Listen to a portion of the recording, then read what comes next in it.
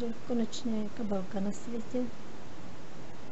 Dala mi dost práce, hlavně ta výšivka tady, která je jak na dně, tak ze všech stran. A kabelku jsem vyčešila tak, že má ucha, ale má i přes rameno popruh. A ještě jsem to vyřešila tak, že je oboustranná. A já vám teď ukážu druhou stranu. Takže tady vlastně ještě než vám ukážu tu druhou stranu, tak ze sekáče mám pásek kožený, ten jsem rozpůlila, ponechala jsem i tu část, kde jsou teda dírky, mě to nevadí. Nejdřív jsem měla v kabelce takovou výstuž, ale to jsem dávala poprvé a vůbec se mi to nelíbilo. Bylo to takový nějaký moc tuhý a ani to nešlo dobře přižehlit. Takže jsem tam dala slabý takový výstuhový, jako vatelínový nějaký základ. Takže takhle podpruhy. Zip je na rozdělání, což je úmysl. A já vám ukážu teď druhou stranu. Takže teď vám ukážu druhou stranu.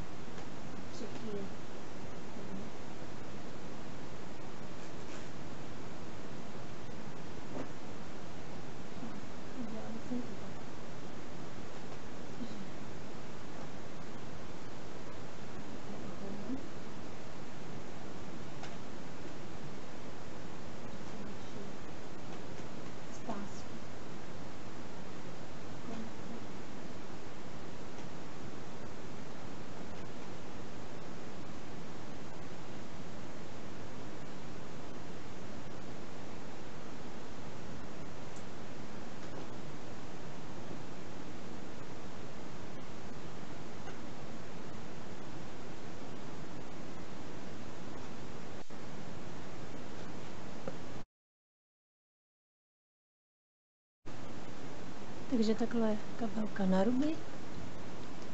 Vlastně zip je úplně rozkládací, není na konci napevno, tady se to dá otevřít. To jsem takto přišila a z druhé strany na kapsu jsou to vlastně konce z pásku. A teď vám ukážu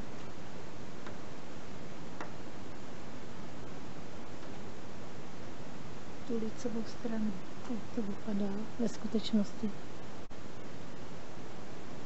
Takže to je ta lícová strana.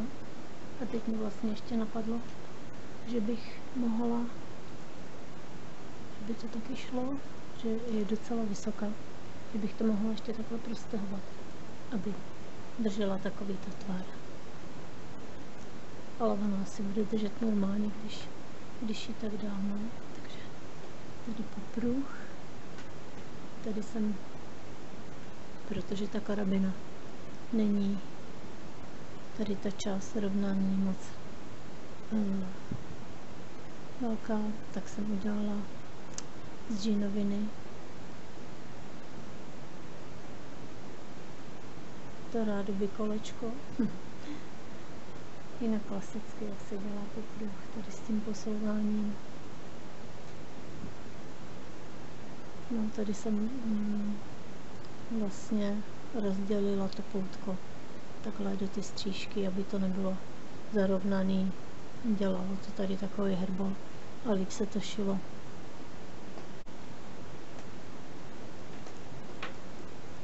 Druhá strana.